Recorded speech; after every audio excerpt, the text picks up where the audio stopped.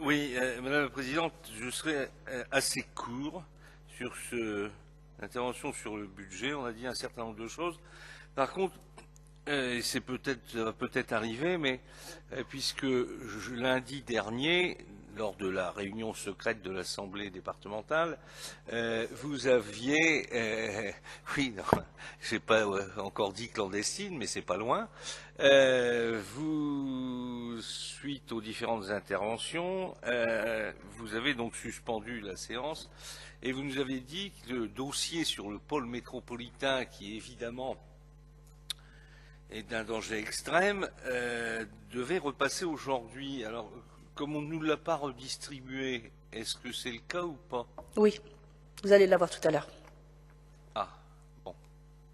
Oui, mais ça aurait été bien qu'on puisse l'avoir maintenant. Ben, vous l'aurez tout à l'heure. Ça passe après le budget, donc vous l'aurez suffisamment longtemps à l'avance. Madame la Présidente, on dit qu'on ne comprend plus rien, puisqu'on va, je le redis... Non, mais ce matin, vous avez beaucoup de mal à comprendre, je vois.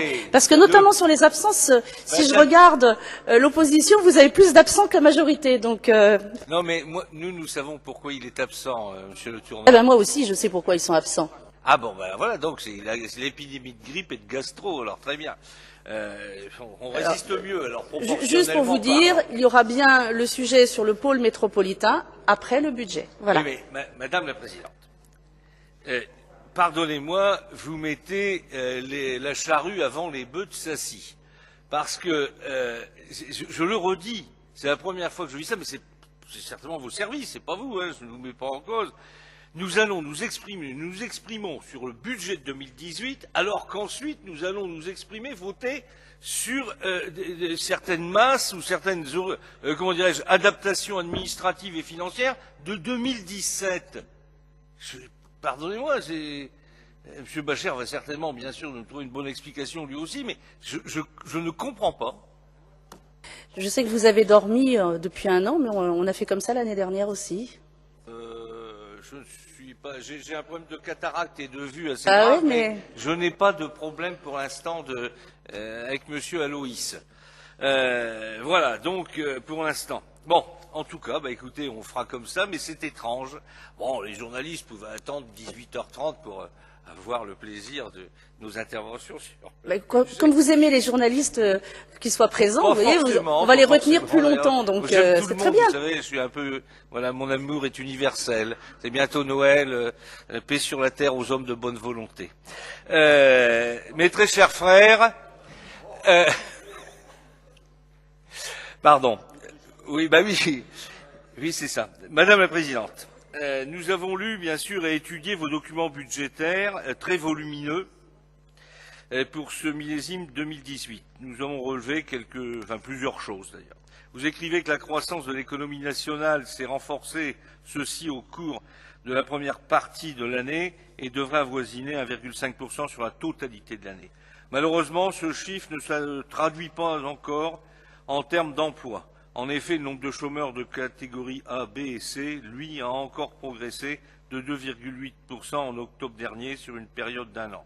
Avec pratiquement 6 millions de chômeurs en catégorie A, B et C, à la fin d'octobre 2017, on ne peut franchement pas encore parler de réelle reprise. Cette reprise, tant économique qu'en termes d'emploi et d'activité, se fait attendre et aura évidemment encore des conséquences sur les finances de notre collectivité, au-delà, bien entendu, des décisions gouvernementales, comme on le sait depuis un certain nombre de mois et d'années. De plus, comme vous l'écrivez, même si par exemple le nombre d'allocataires du RSA diminue, cette baisse ne s'accompagne pas forcément d'une diminution de charges pour le département. C'est juste.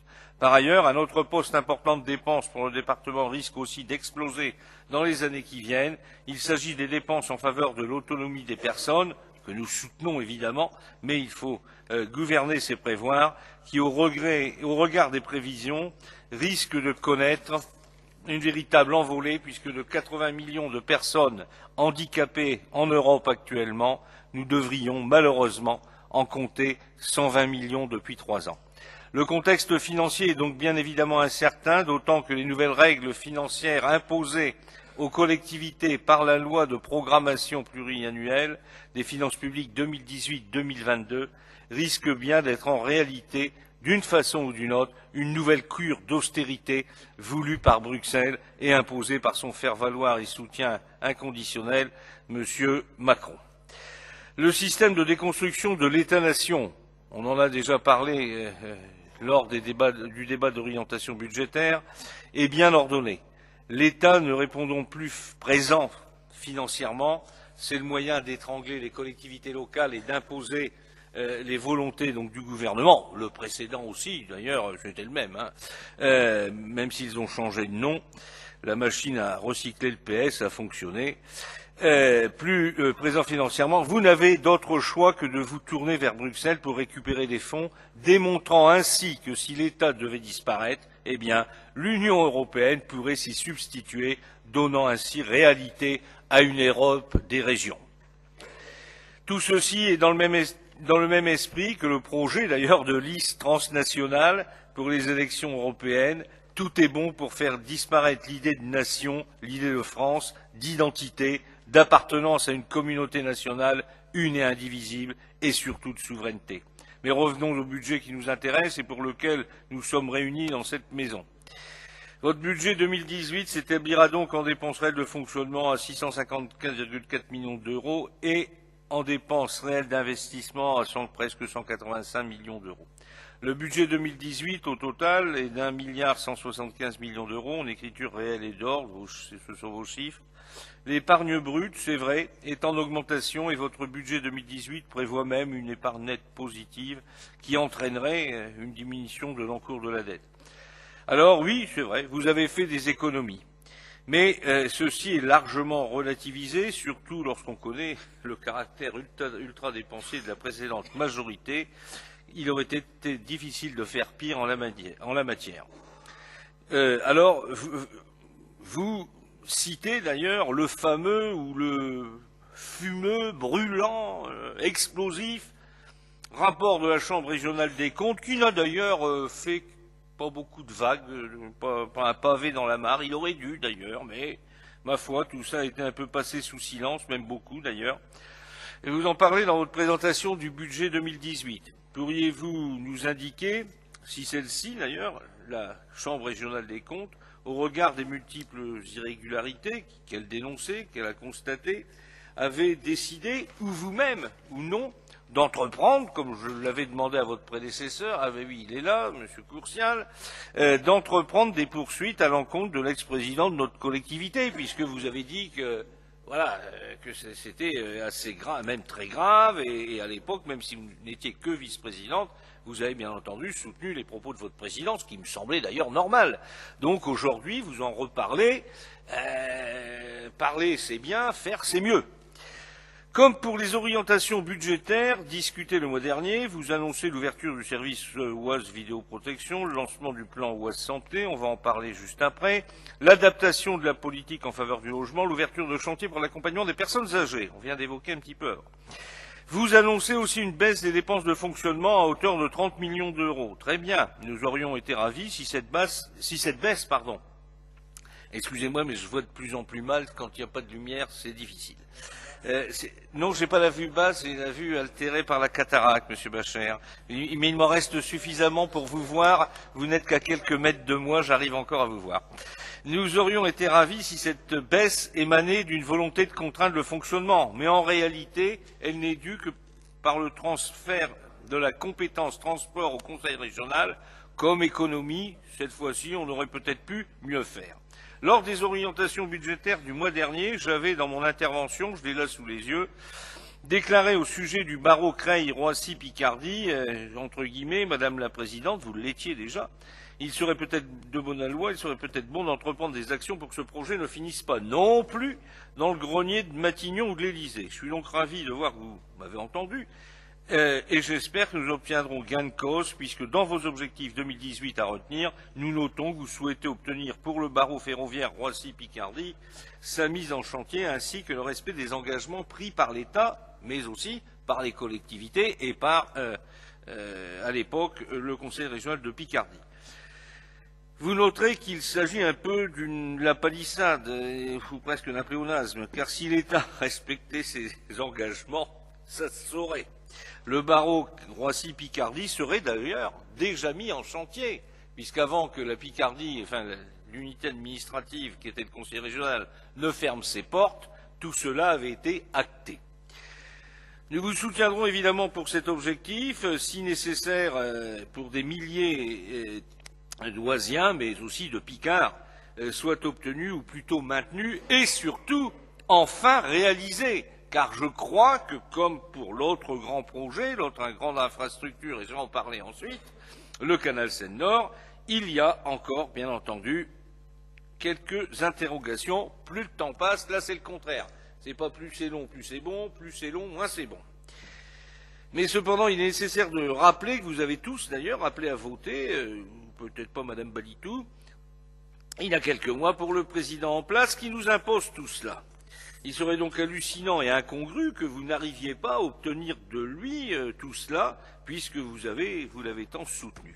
Tout comme pour ce barreau, vous formulez le même objectif au sujet des infrastructures fluviales, je cite, s'assurer de la participation de l'État conformément aux engagements signés.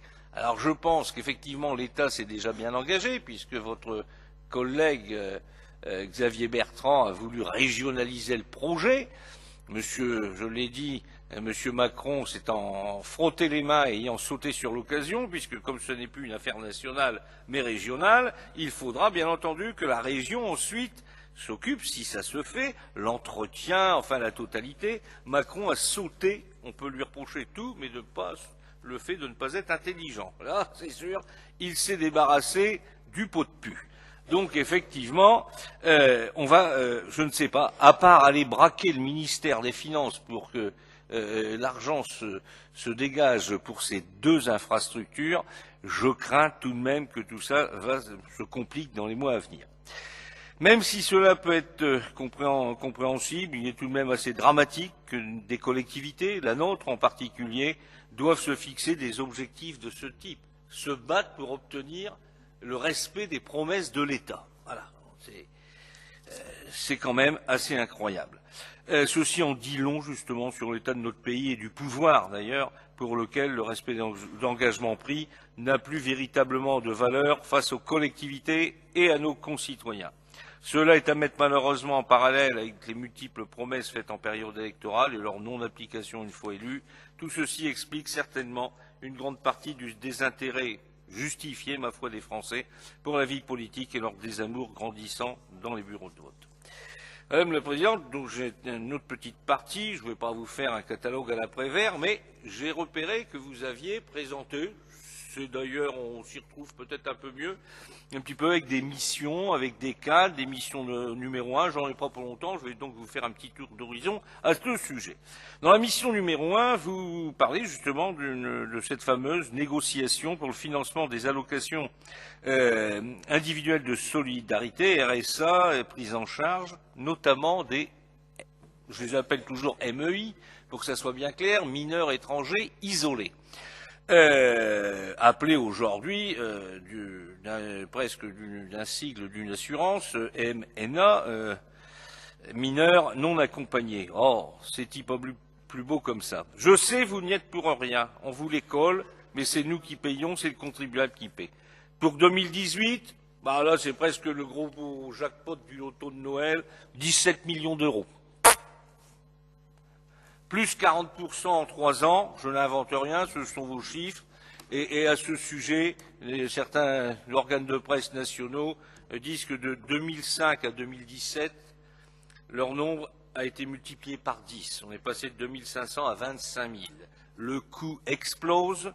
On va voir au fil des débats ce problème.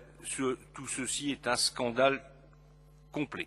J'ai demandé lundi si vous aviez eu un peu réponse, puisque je me souviens très bien que le président, vous ayant précédé dans cette assemblée, avait dit qu'il avait vu Macron, nous avait confié publiquement qu'il avait vu Macron à Amiens à ce sujet. Je ne crois pas, en tout cas nous n'en sommes pas informés. Y a-t-il des indications? Y a-t-il effectivement des réponses pour savoir si ça va continuer comme ça? Parce que l'année prochaine, ce sera 20 millions d'euros, ce sera bon.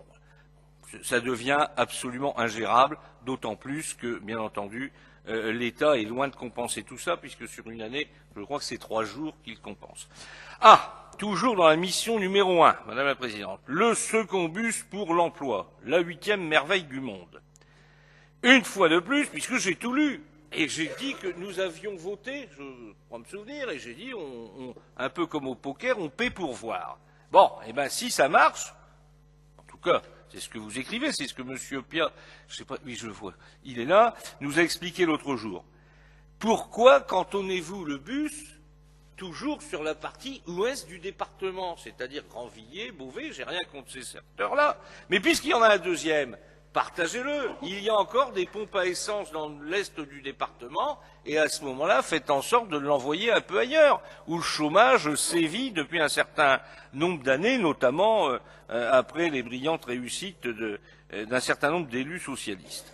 La politique d'insertion dans l'emploi pour les RSA, là aussi, il y a beaucoup de choses à faire, puisqu'en fait, on le voit, les dispositifs de formation ou d'aide pour les gens qui sont au RSA, c'est un parcours du combattant entre la région et le département, et les gens n'obtiennent souvent pas ce qu'il faut. Mission numéro 2, vous nous parlez de solidarité territoriale et rurale. Oui, l'aide aux communes, très bien, Madame la Présidente, vous l'avez maintenue, je vous en remercie, 44 millions d'euros, mais quand on regarde si on pouvait ajouter les 17 millions d'euros qui vont partir sur les mineurs étrangers, c'est certain que 44 et 17, ça serait pas mal pour les communes.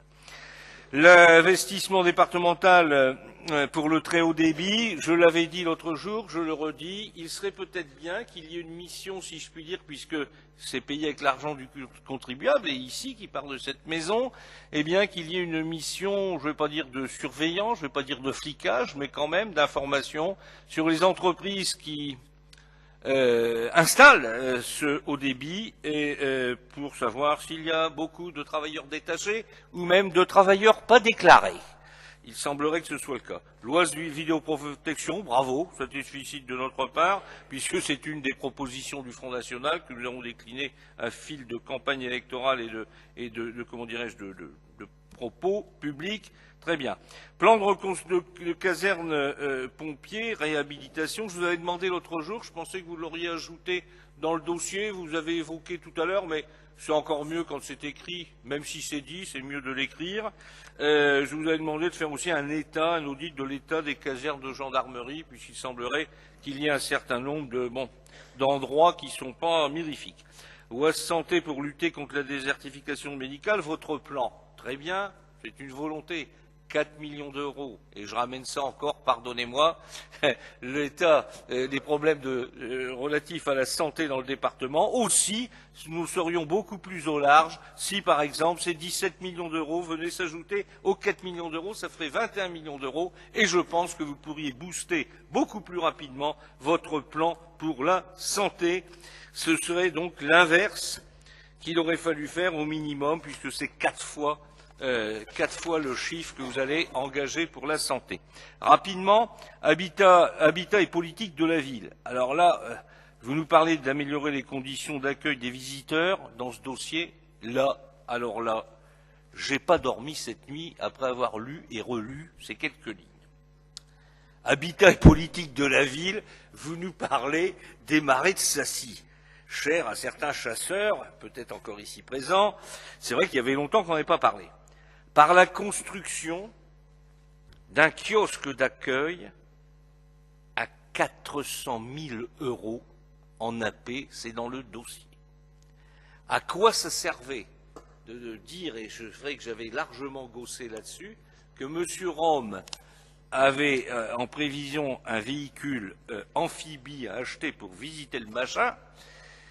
J'avais même dit qu'il manquait plus que le sous-marin. Madame la Présidente, je sais que vous êtes une femme raisonnable. Madame la Présidente, je vous demande, je ne l'ai pas fait lundi puisque je n'avais pas vu le dossier encore, de revenir sur cette construction. 400 000 €, Madame la Présidente, si on divise cela par le SMIC, ça fait quand même 266 mois de SMIC. Donc moi je pense que là, ça n'est pas raisonnable du tout.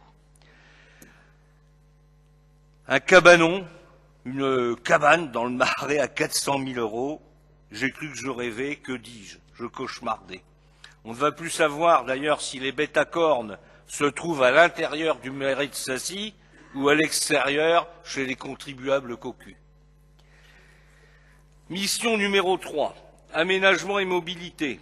Rapidement, j'arrive à la fin, s'assurer de la participation de l'État au regard du canal Seine-Nord ainsi que la mise en chantier, vous le redites, du barreau, on en a parlé. Vous pouvez, c'est vrai, demander en matière de mobilité, Madame la Présidente, l'avis, le conseil du Premier ministre pour la mobilité. Il s'y connaît et il assume 350 000 euros pour un Tokyo-Paris. Demandez-lui, il va vous arranger l'affaire. 3 allers-retours comme ça et on a notre barreau et le canal Seine-Nord pour le même prix. Là encore, les pires des illusions sont à craindre. Malheureusement, les chiffres annoncés en 2016, qui sont dans votre dossier, Madame la Présidente, ont évidemment pris une nouvelle surcote, puisque tout augmente à chaque instant, qui ne devrait pas être pris en charge par le Conseil départemental, puisque vous écrivez, page 3 du dossier 202, engagement financier n'aille pas au-delà, que les engagements financiers pris n'aillent pas au-delà de ce qui est convenu, c'est-à-dire 100 millions d'euros. 100 millions d'euros en 2016, nous sommes donc aujourd'hui en 2018, rien n'est fait. Je pense qu'on est déjà à 10% d'augmentation à 110 millions. Qui va faire la rallonge? Évidemment, ça ne sera pas nous, enfin je l'espère en tout cas, parce que sans ça, ça va coûter très cher. On arrive à la fin. Mission 4, éducation, jeunesse, citoyenneté, sport. Alors j'ai regardé tout ça, vous voyez, j'ai bien lu. Hein. C'est la mission un peu Galerie Lafayette, on y trouve de tout. Les travaux de restructuration du collège d'Auneuil, les études pour la construction de celui de Crèvecoeur. Bon, je sais bien que c'est pour l'éducation des jeunes, mais je ne voyais pas ça comme ça. Je pensais plutôt que c'était dans l'immobilier, que c'était... Voilà. Une nouvelle politique de maintenance et des marchés de performance. Alors là, Kesako, vous m'excuserez, mais je ne sais pas ce que c'est un marché de performance. Si quelqu'un peut m'expliquer, je suis preneur. Le pass études citoyen avec les poilus, enfin ceux de 14, et même la base avant pour les Jeux Olympiques de 2024, dont on peut espérer, nous avons voté, que comme partout où les Jeux se sont déroulés, l'ardoise à régler après les Jeux ne nous ruinera pas. D'ailleurs, là encore, on a encore un bel exemple chez les socialistes, je crois qu'elle l'est toujours d'ailleurs, hein, peut-être socialiste, Madame le maire de Paris, hein, puisque c'est vrai que le motif...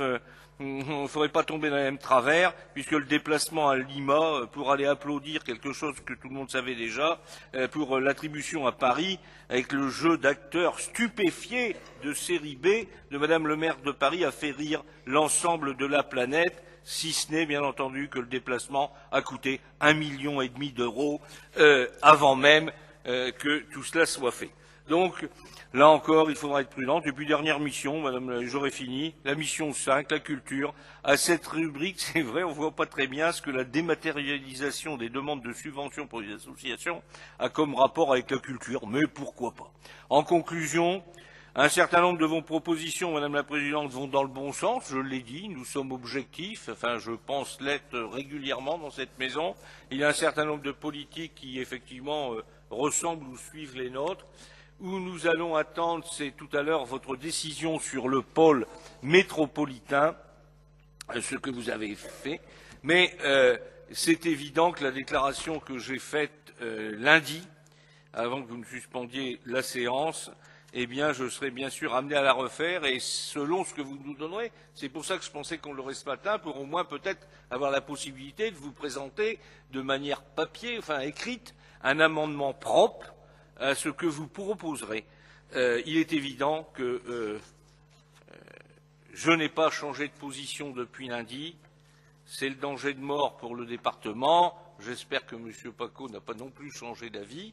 Et donc, nous sommes avec mes collègues d'extrême gauche, ou tout au moins du front de gauche, pardonnez-moi, Madame Balitou et Monsieur Nancel, eh bien, auront la même position, et je suis convaincu, puisque je présenterai un amendement proposant le rejet de cette demande, le rejet total, comme je l'ai dit, il faut dire carrément non, hein, à ce sujet, puisque c'est vrai que, Madame la Présidente, les réserves que vous avez souhaité lundi émettre, hein, à côté du vote positif, ou réservé, ou tiède, si je puis dire, sur ce dossier dangereux ne serviront à rien.